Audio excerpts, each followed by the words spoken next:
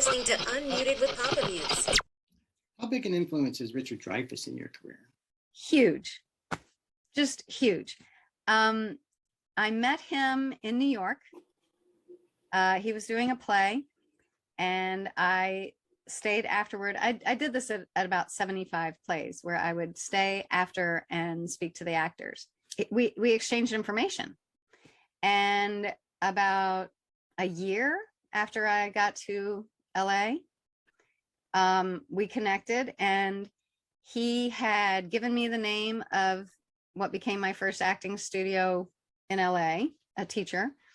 And I was by then in that school for already a year.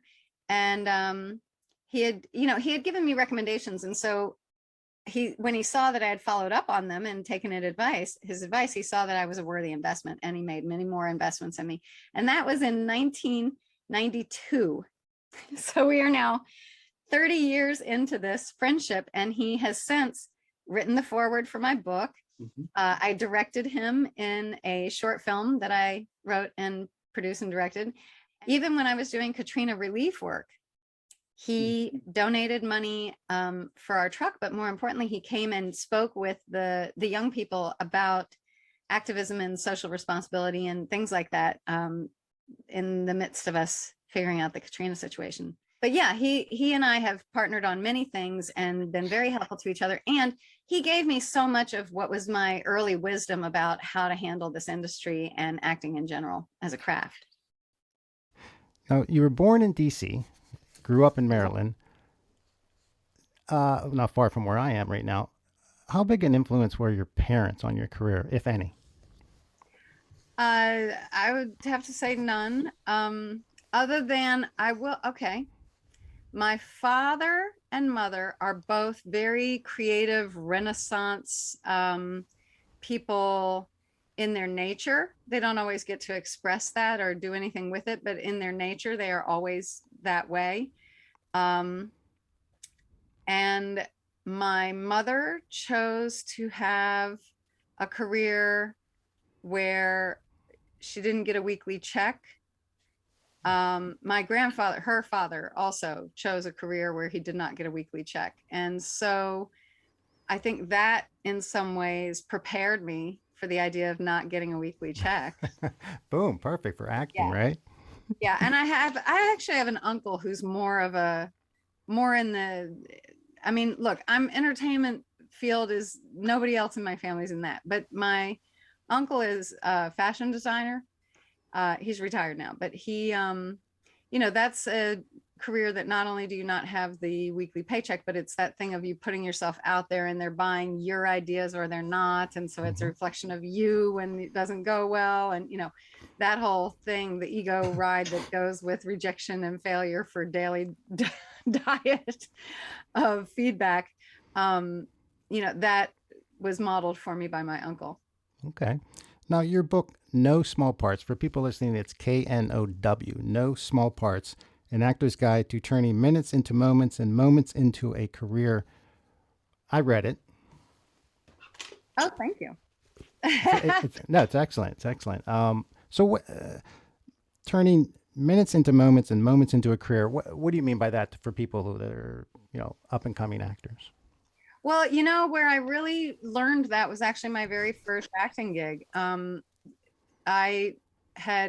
Richard Dreyfuss wrote the foreword for that book, and he had given me some very good advice that helped me get my first job. And when I was doing that job, my very first movie was the sequel to Terms of Endearment, and I was working with Shirley MacLaine and Juliette Lewis, and a cast of thousands. Mm-hmm. And I watched Shirley MacLaine. I had a bunch of scenes that got cut, but the one that's still in the movie is the one that I'm talking about. So you can still witness this for yourself. Okay. She had, in that scene, she had no lines. All she had to do was sit in the studio audience and be part of a studio audience while her granddaughter, Juliette Lewis, records a television sitcom that she's acting in. So I'm the co-star. I'm Juliette Lewis's co-star, and I'm playing her best friend in this TV show. And there was a whole scene that's supposed to happen. And then at the very end, you cut to Shirley MacLaine in the studio audience clapping for her grandchild. That's it. That's that whole scene. So there are me, Juliette Lewis, Mary Gross, John Perry, we're all up there acting our buns off. And then the scene in the TV show ends and you go to Shirley MacLaine clapping. And I noticed that she had like a story, like she was making a moment. And take after take after take, nobody roped her in. So she kept elaborating on the story. By the time we finished filming that scene, it was very clear to me that she had stolen the scene right out from all four of us. Wow. And sure enough, when you go see the movie, it's sad because this is my only scene that's left. And I am there dressed, it's Halloween, and I'm dressed as the Good Witch Glinda, and Juliette Lewis is an angel. And I say bye. And then, we leave or go to leave. And oh no, it cuts before that. So yeah, Juliette says her line, and we go to Shirley, who is now, it's like this whole opera. And still no lines. She has not given herself one line, but she is she's telling a way more interesting story about her pride and her joy and her love and than anything that was happening on stage with us. And so that's what you see in the movie. That's what I mean by taking a minute and turning it into a moment. And I learned that my very first job watching one of the greatest actors who ever has graced our screen.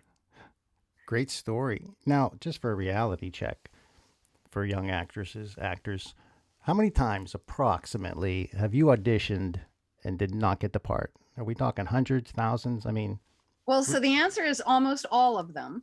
Almost all of your auditions you don't get. Like, no, that's just general basic math. Almost every audition you do, you don't get it. So it's like playing Powerball. It's like you had to say that, right? Yeah. Well, I used to say the lottery, but everybody's on to Powerball right now. Mm-hmm. But yeah, it's like buying tickets to the lottery. You don't buy them because they're all winners. You buy them because mathematically you're never going to win unless you buy one, right? You have a zero chance of getting the part if you don't audition. Mm-hmm. And then if you buy, I don't know, say 1,000 of them, you still have almost no chance of getting it. It's disheartening. So it's that kind of math. I have a chapter in my book, or chapter called the lesson of the 100 auditions. Mm-hmm. And that is no joke. That is true story. So, it took me over 100 auditions to get my first commercial, or nationwide commercial. I had done a regional before I even moved to LA. Mm-hmm. But yeah, it took me over 100 auditions. And I mean, you have to start recontextualizing failure.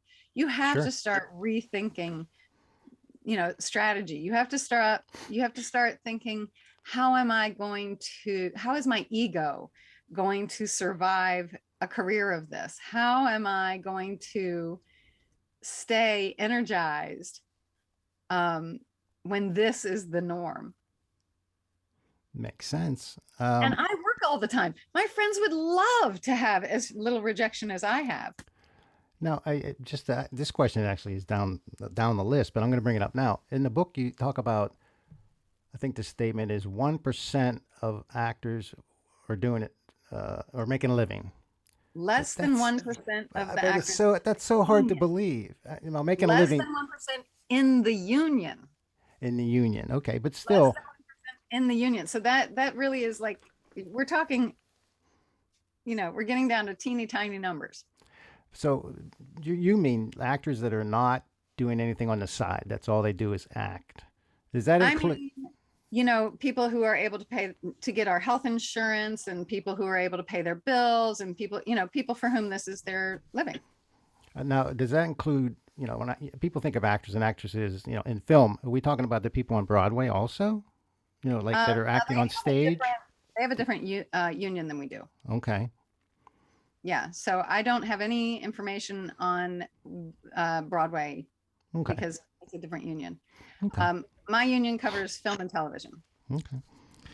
Now, when you were going on these auditions early on, was it through an agent? And how about if you don't have an agent? Or do you have to have an agent? How do you get auditions if you're just so fresh no one knows you from Adam?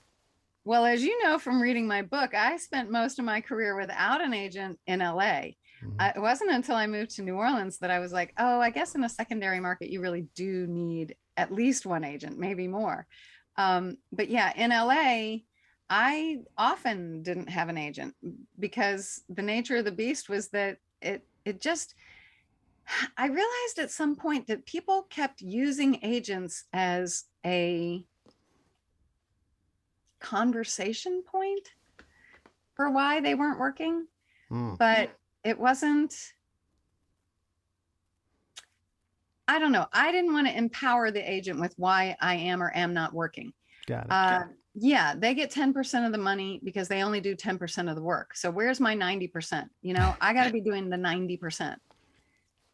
I have to do the work. Mm-hmm. Yes. And sometimes, in my case, almost all the time, it meant me getting the job and then giving the agent the money, even though they had not gotten me the job. Really? They still, though, would handle my paperwork. They'd handle my contracts. They'd handle my scheduling. So, that's 10% of the work. But they Understood. don't promise you a career. They're there to handle your affairs. They're there to, answer phones. They're there, there are very few agents who actually do proactive, individual proactive work. They put you in a grouping, like they come, the casting comes into them and it says, looking for 50 women, 50s, any ethnicity. Okay. So that's me and every other woman in their agency that's anywhere over 40. And so, that's what they do. They send all of the pictures of all the women over 40 to this role for woman over 50, Mhm. any ethnicity. And that's what they do. You pick your lottery ticket and hope you get in there. Well, so in LA, that wasn't enough. In LA, I had to be extremely proactive. But I'm whenever people ask me, I coach online now, through the COVID, I became a Zoomer. Mhm. And, whenever people ask me whether they're in Michigan or London or wherever they're Zooming in from, I always say, let's figure out how to grow where you're planted first and build your resume. And there are so many things you can do, even if you're in the middle of nowhere. Right. You don't have to be in LA again, from the readings. So a good agent, like a good doctor, is needed. Well, I mean, I need my agent here because here there's no other connective tissue between me and the industry. Right. When I was in LA, what I needed most was a social life. I needed an active social life that had me networking nonstop with the job creators. I didn't worry about casting directors. I never met them. I would meet directly with agents. With producers and directors. So I didn't need an agent and I didn't need casting directors. I needed invites to parties and stuff. Right. So like you said, you never know who you're, even at any business, really, you never know who you're talking to at that moment. Oh yeah. No, you had to be very careful about that. You don't want to, that's when you don't want to learn the hard way. And it's the way that almost everybody learns it, is the hard way. Awesome. So I'm going to fast forward to a question. Not everybody in any business, job, wherever, are nice. There's some people that are, I did 6 jackasses. movies with Harvey Weinstein, so There you go. So yeah. how do you, not even the sexual part, just like someone's just an ass, but you have to work with them. You're a young actor. You're nobody. They're somebody. And I don't need names or anything, but how does the young actor, actress stay focused on why you're there when someone's just a pompous ass? I would hope the same way that you do if, one of the lights exploded on set, or if, there was a siren going by as you're giving your big monologue, or what you focus. It's your job to focus. It's part of your job. So, if the person is doing something illegal, if they are being, discriminatory or treating you differently because of your gender or your race or your religion or whatever, then now you have an app where you can at least record the incident, if not report them. You can at least record it in the app and save it for later if you choose to report them. But and nowadays you depending on what set you're on, you might be able to say, hey, I'm having trouble with this person. I would like to think that there are some sets where that would be okay, where you could say, I'm having trouble with this person. Okay. But I'm old school. I'm used to being taken advantage of. I'm used to, bad behavior. I'm used to all that stuff. And the bottom line is, do your job. Just do your job. You're not there for all that stuff. Just do your job. Understood. Now, you have written screenplays, correct? I have. Okay. Now, do you find writing a screenplay more challenging than acting in someone else's screenplay? They're totally different creatures. I thought you were going to compare it to my 8 books. No. It's a different method of storytelling. When I'm taking on, like, if I'm playing the character of the mother in something you wrote, there's a chance it was based on your mother or your wife or your sister or something. There's a chance that, that it's personal to you, but there's 100% chance that it meant something to you or you wouldn't have written it. And so you're always dealing with that you are interpreting somebody else's vision and making it your own. Okay. Like when we hear somebody play John Lennon's Imagine, and they do it a different way, and we say, oh, they made it their own. Well, that's what actors are doing. They're taking your lyrics, your, story, and they're making it their own. And so that's one method of storytelling. And then in the screenplay, you're not in charge of how the actor is going to portray it at all. And so they could change everything that you wrote in the way they deliver it. But you are in charge of story structure, method of message delivery, whether there's a message at all, all that. It's you're creating a world. How did you get the part in Django Unchained? Well, now that's another one of those that it's a long-term relationship. Quentin and I met in 2001. And so Quentin over 20 years ago. Quentin Tarantino, yes. Just to be clear. Quentin Tarantino, sorry. It's okay. Yes. And we met at a party, and we, again, struck up a friendship, ended up doing a bunch of stuff together that was, work adjacent stuff and all that. And then we did Kill Bill. And then he lent me he's the one that told me to become a director, and he lent me his camera when I directed my first short film. Really? And and then I did another movie that he produced called with Johnny Knoxville. What was it called? Daltrey Calhoun. And then I moved to New Orleans, and he sent me the script, but I didn't think much of it because I often read his scripts. I had read all of the scripts since Kill Bill, and I had read Kill Bill long before I got that part, like 8 months before I got that part. Okay. So, when I first received the script in the mail, I thought he just wanted notes on it, like usual. There's a group of us that he sends scripts to, and so I thought that's what it was about. And then I got to that script is legendarily long, and when I got to page 92, Classic. I think it was, it said Laura Lee Candy Fitzwilly a tall, attractive, 40-ish strawberry blonde Southern belle. And I went, whoa, whoa, whoa, whoa, whoa, whoa, whoa, That's what? you. And I must have reread that description a dozen times going, did he write this for me? Like, I really couldn't wrap my brain around the idea that, did he really write a part for me? And it's a bigger part in the original script. And I don't know, there was something that wouldn't let me believe it. And so, well, you know, the fact that you mostly don't get the job. And he hadn't said, read this for the role. He had just sent it, you know, so I didn't figure, I don't know what I thought. Anyway, I didn't ask. I just said, do you want to hear my notes? And he was like, yeah, sure. So I gave him some notes, and then months go by and they come to town to do location scouting, and they invite me to have dinner.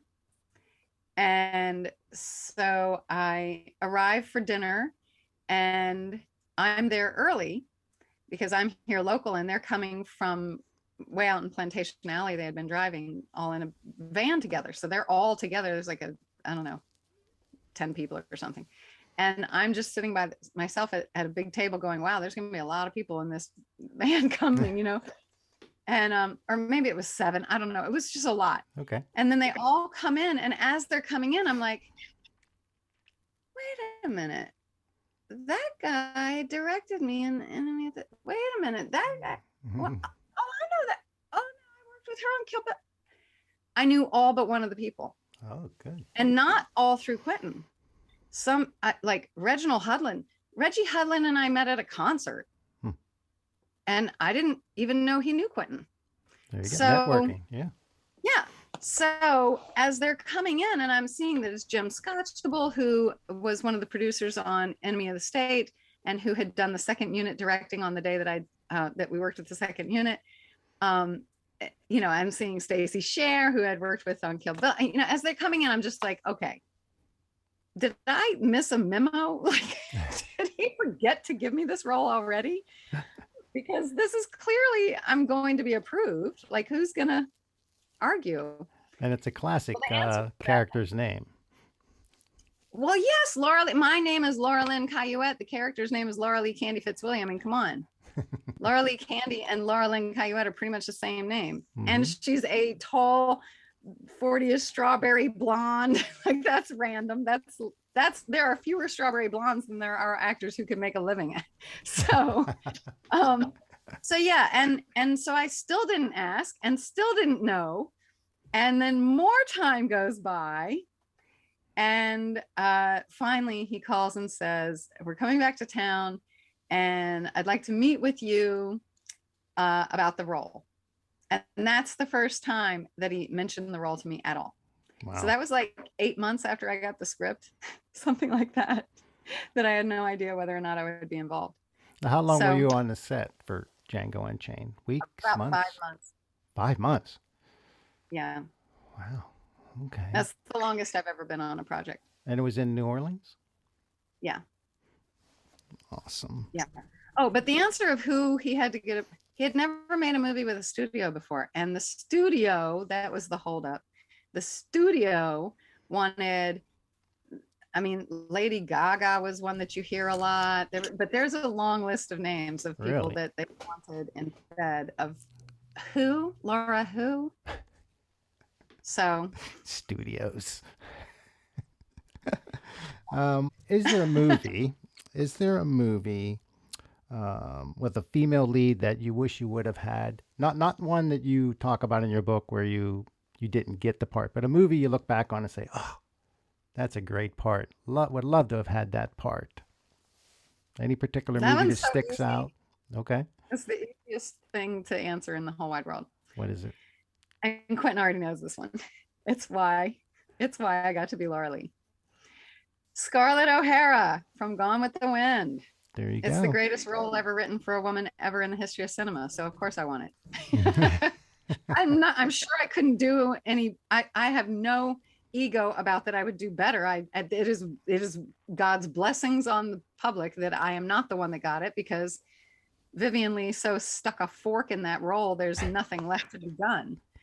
I have nothing extra to offer that role other than that I'm Southern and she's from England. But you know, she is Scarlett O'Hara, and I'm not interested in seeing anybody else play it. But that's the role that I most covet. Okay. Okay.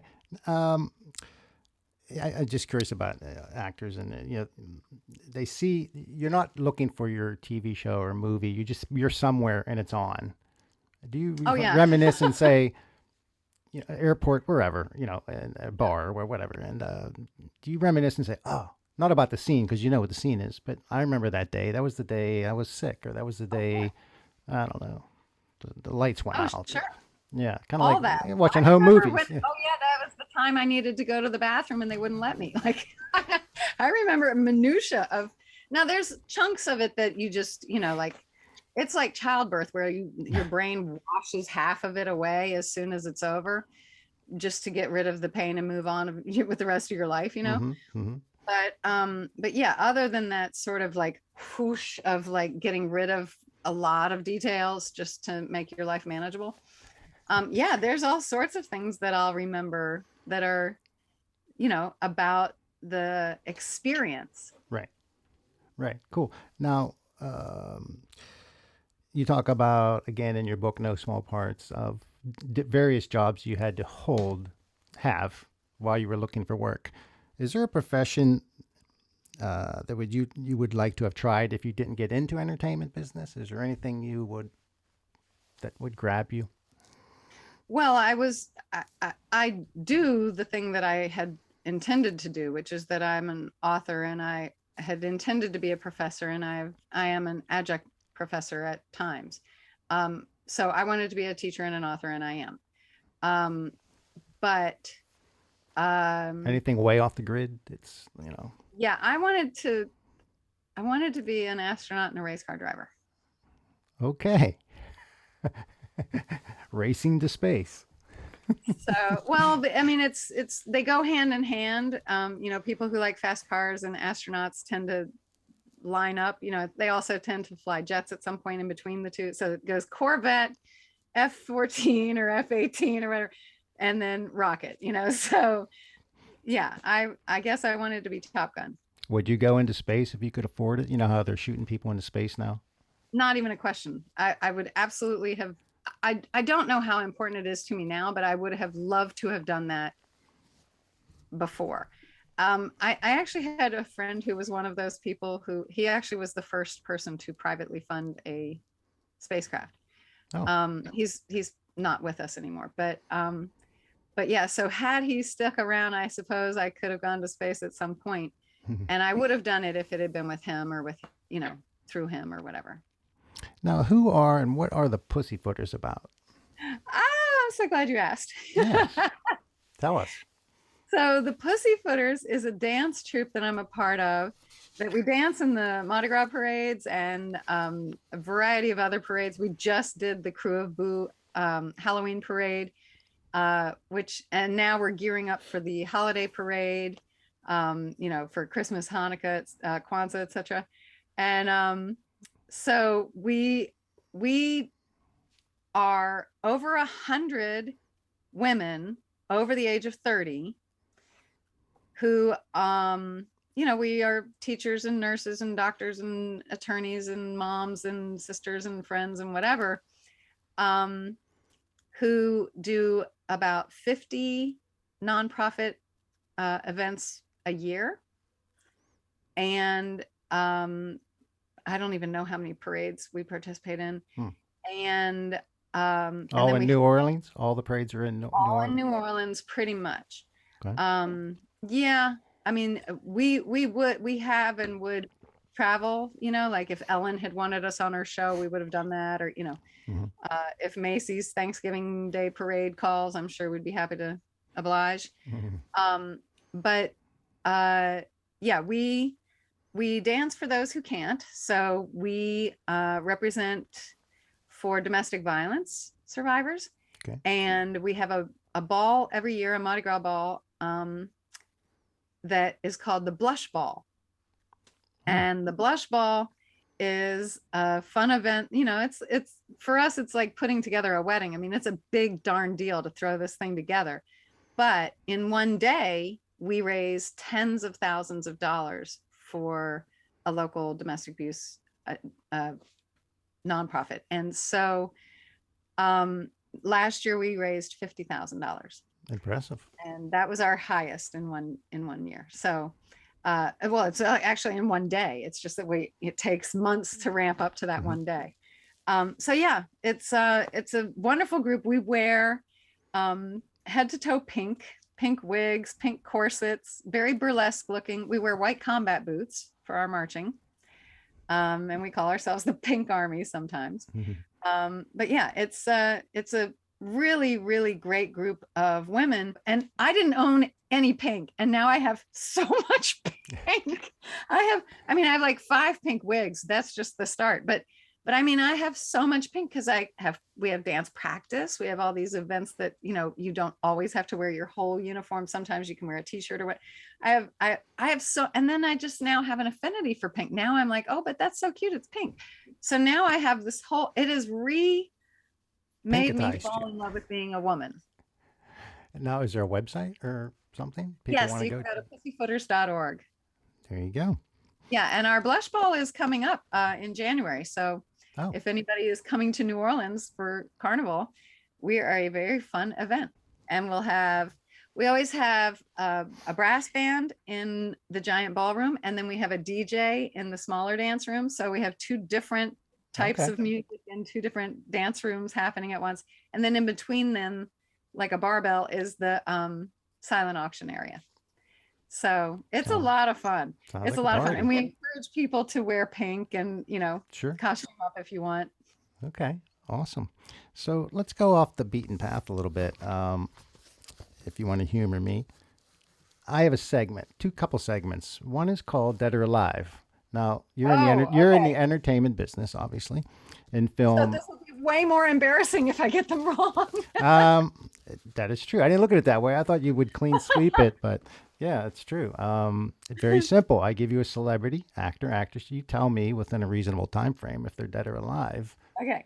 And all you need is one for a Papamutes t-shirt. Oh, okay.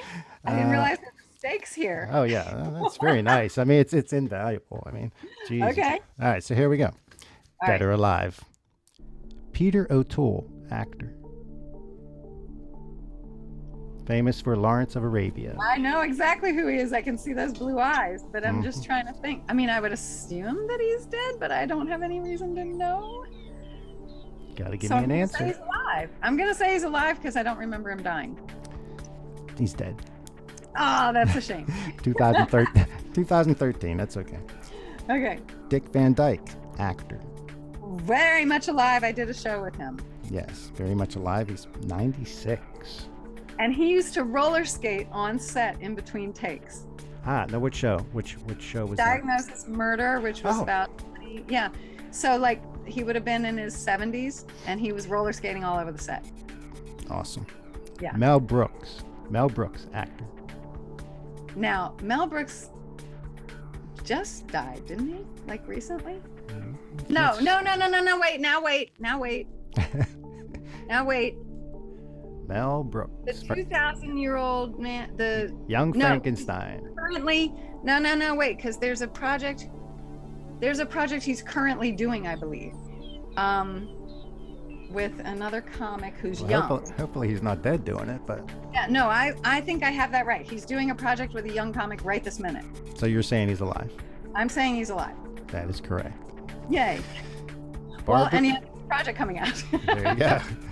Barbara Eden, actress. I Dream of Jeannie. Barbara Eden, I believe, is still alive. She is alive, 91.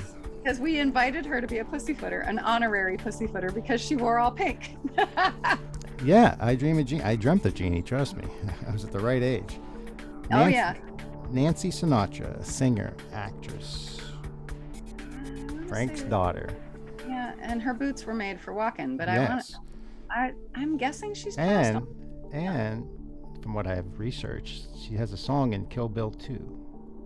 Oh yes, I believe you're correct about that. And I think she's dead, but I don't have any reason to know one way or the other. So you're saying dead? I'm gonna just go dead just because I don't know. She's alive. Oh well, there you have it. She's 82. Craig T. Nelson, actor. Is still alive. He is. On a TV show called Young Sheldon. Yes, he's on a ton of shows and movies. And Yeah, I know their resumes. I just don't know if they're I got to doing come up with another segment. All right. Okay. Jill Clayburgh. Jill Clayburgh is dead. She is dead. 2010. Last one. She was an Unmarried Woman. And yeah. That launched her. Yeah. Last one. Alan Arkin, actor. Is alive, yeah? He is alive. He's 88. Have you seen Wait Until Dark? With Alan Arkin when he was young? Suspense. Maybe. Classic. I highly recommend it. What is it the about? girl, the Is it the blind girl? correct. And Yeah. drugs were Audrey accident. Hepburn? Yes. Yeah. Drugs are accidentally smuggled into her apartment. That's just such a great No, I've flick. never seen that one. No, I've definitely seen it. Yes. Now this segment's just a fun little get to know you without going through everything. Kind of called one or the other. I'm just going to give you two choices. Doesn't mean you hate the other. It's just if you had a preference. All right. Here we go. One or the other. Cat or dog. Cat. Wine or beer. Beer. Nice. I like that. Mountains or ocean. Ocean. Steak or lobster. Steak. Hometown or current town. Current town. Sunshine or moonshine. Oh, rough. Trick question. Yeah, because I am one of those seasonal people, but I am a night owl. So I need the sunshine or I'm not okay, but I don't really truly come alive till the moon's out. So I'm going to have to say I don't play by all the rules, and I'm not answering that one. Why don't you look at moonshine as have you ever had moonshine? No, I'm talking about. Oh, no, I am not interested in that anymore now when you ask me than when Johnny Knoxville offered it to me on the set of Daltrey Calhoun. So there you go. So sunshine's the answer. Okay. Well, I thought you were asking me between the reflective light of the moon or the. I was, but I figured I'll switch it up to make it easy on you. All right. Chocolate or ice cream? Chocolate. New York or LA? Oh, Lord. New Orleans. Oh, boom. Scratch on both. Pizza or pasta? Pasta. Nice. Drama or comedy? Oh, it's going to have to be comedy. Okay. TV or film? I mean, I'm a film girl. I watch more TV than film, but I'm a film girl. All right. I just wrote this one down before we started, but writing or directing? I'm going to have to say that the thing I've done all my life is writing. Directing has, that was something that Quentin put me onto where I realized, oh my gosh, this is a whole nother way to tell stories. And it was definitely one of my favorites. But I entered at a time where being a female was a handicap that I didn't realize was waiting for me. And I have always loved writing. I mean, that was my thing I knew I would do my whole life. All right, cool. One last question. Which one of these movie titles is not a real movie? Okay. The other two have actually been made, produced, and you could, watch them online wherever. All right. I'll give you three of them in a row. And which one is not an actual movie? Okay. Number one, Please Don't Eat My Mother. Number two, Oversexed Rug Suckers from Mars. Number three, Moon Cow. Which one is not a real movie? What was the third one? Moon Cow. COW. Moon Cow. Please Don't Eat My Mother. Oversexed Rug Suckers from Mars. Or Moon Cow. I'm going to go with Moon Cow. That is correct. The other two are actually movies. Please Don't Eat My... Please Don't Eat My Mother was in 1973. Oversexed Rug Suckers from Mars is actually 2022. So what's happening in 2023 for you? Well, right now I wrote an ebook called Writing Unblocked. How I went from writing one book in 20 years to 5 books in 4 years. Mm-hmm. And I describe in there my process called 3-step prep. That is how I went from writing one book in 20 years to 5 books in 4 years.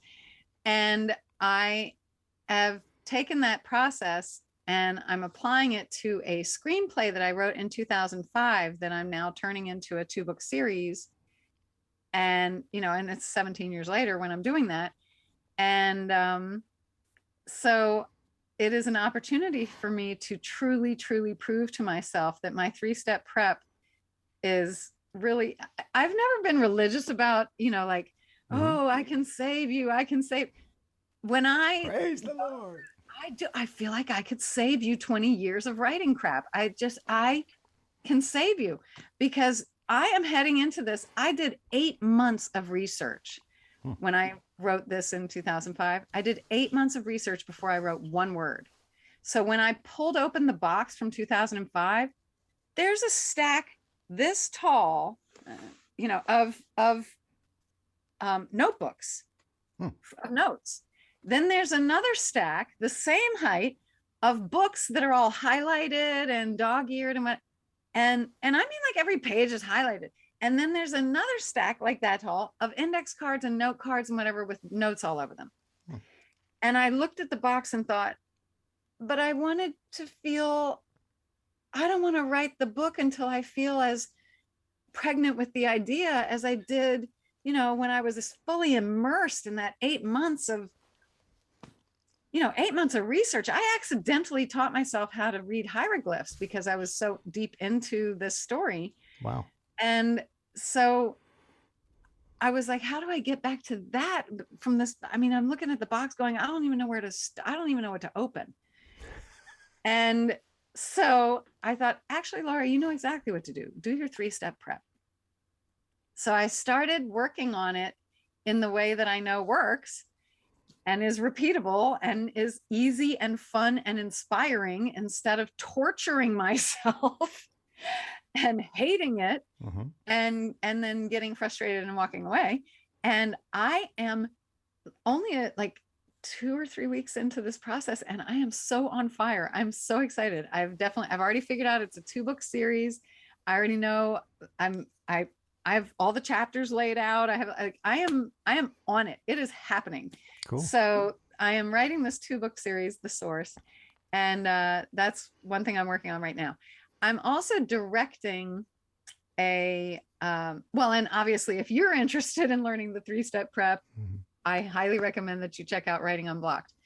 And I also have a 6-video course that's designed to go with it. That's called Creating Characters, that takes everything I know from acting, my master's in creative writing, all my training at Writers Boot Camp for screenplays, and takes all that and puts it all together to teach you how to make 3-dimensional characters that, help drive your story forward.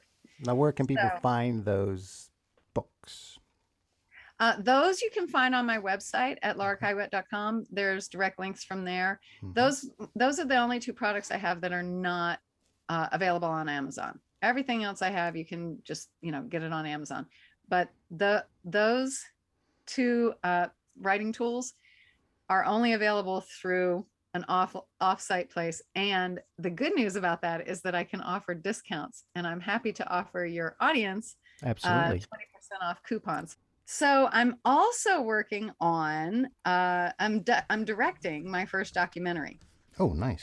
And so that's what I'm doing in the filmmaking world right now, is I'm directing this documentary about the French Quarter and tourism and finding a balance. So I'm doing that. And then I'm shooting this weekend, next weekend, a short film for one of like I said, I was an adjunct professor at University of New Orleans for a while. And so I'm working with one of the students there. And then I have a movie coming out soon, I think, called Off Ramp Juggalo Road, which is, do you know what a juggalo is? I know what a gigolo is. Right. Well, have you ever heard of the Insane Clown Posse? Yes. Okay, so the Insane Clown Posse's groupies are called juggalos. And they wear the black and white paint and they, the whole thing. So this is a movie set in that universe. And I'm just in the first 5 minutes, but I play a prison warden who basically helps you understand that culture is everywhere. Okay. I'm in. Yeah, it's fun. And that's again another former student who they're producing. That's a feature film, and it's her first feature film. Oh, She's become an award-winning short film film director, and so now she's producing this. I mean, your life is on Google in a sense. Oh yeah, I know. Photos, and I mean a lot of photos, a lot of, I mean, mostly nice. I mean, obviously. How do you initially handle that when someone just Googles your name and everything pops up from years ago? Whether you're in a bikini or you're in a dress, or I mean, it's boom. What's the mindset there? I do think it's funny how they find the bikini ones. I did an ice bucket challenge and it got a lot of hits, and I was like, this is not because of the ice. This is definitely because I chose to do this in a bathing suit. I don't know, I don't have I am not ashamed of any of the photos of me. There's nothing out there that I would say you're not allowed to look at that. Right. Right. I don't have any children, so that always makes it easier to have done that at every time in my life, to have been in my underwear for a lot of my life, career-wise. If you're not familiar with my career, a lot of it took place in my underwear. So yes. Yeah, and I'm not only am I okay with that, I am proud of that. Quentin used to call me am I allowed to cuss on here? Sure. Quentin used to call me the Joe motherfucking Lewis of the under 5 in her underwear. So, okay. that's something that I, owned. I was the girl you hired when you needed somebody to come in and have a quick moment and make a lasting impression, a la Kill Bill, Enemy of the State, whatever, in my underwear. So I don't have a problem with anything that's out there. And that's by design. I'm not willing to be famous in a way that has people caring about, who I'm dating or whether I'm pregnant or all that stuff. And so I've made a lot of career choices that might be confusing to people who want to be famous. Right. Right. Yeah, I think I'm very blessed to have met Richard very early on, and then have connected with him within my first year of being in LA. And I remember one time we were at I've told this story before, but it was a big impression on me. We were at a red light. I even remember exactly which red light. And he looked at me and he said, Now you're talking about Richard Dreyfuss, correct? Yeah. Okay. And he said, you know why God put us in this together in this situation? I was like, well, I know why I think. Why do you think? And he said, to teach you to be careful what you wish for. And I heard him, and I paid attention to what his life cost. And I paid attention to his famous friends and our famous friends and my famous friends, because, at some point I had a number of fancy friends. And there were parts of their life that I don't want that, you know. I could be famous for curing cancer.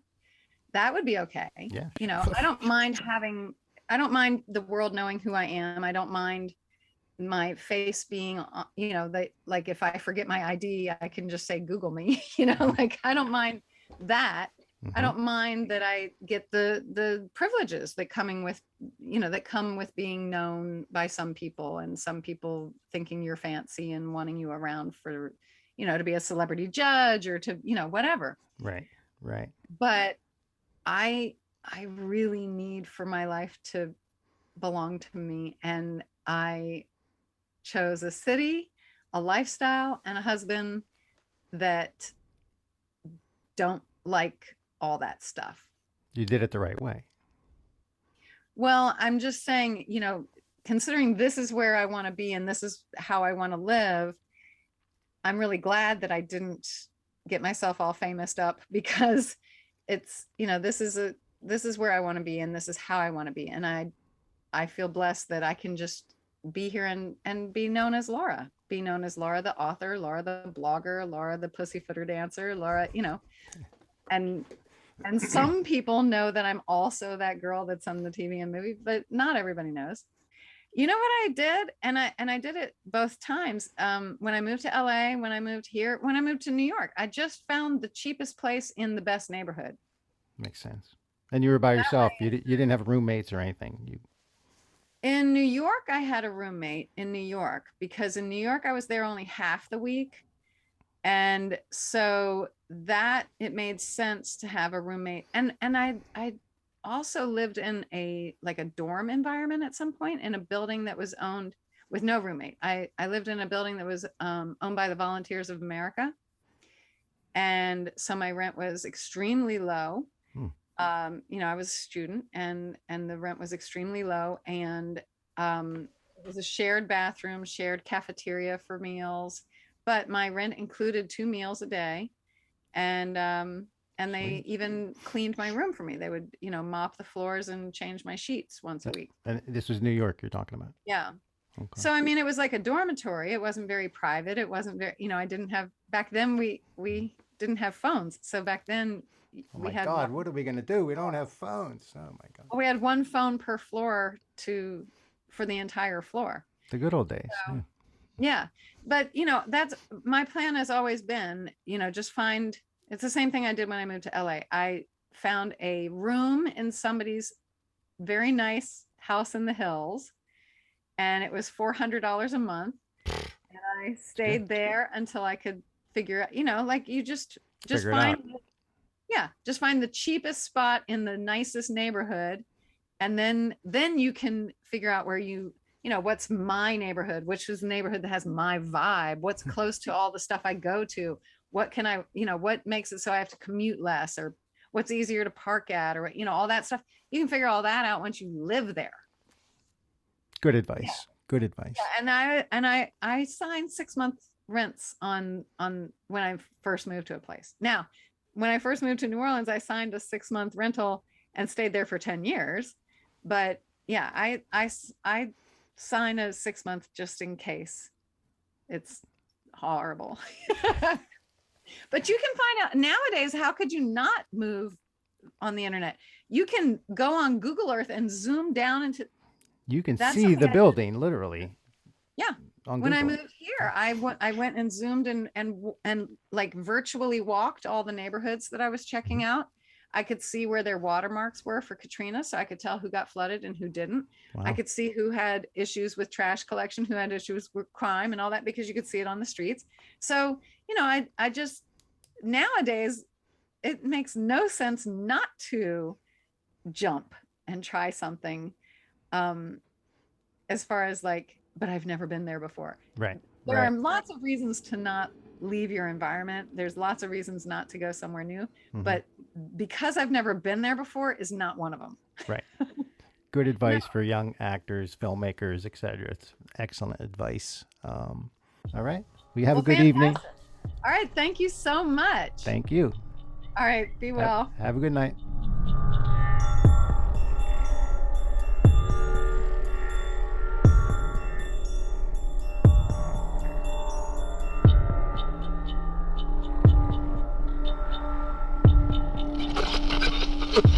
You're listening to Unmuted with Papamutes.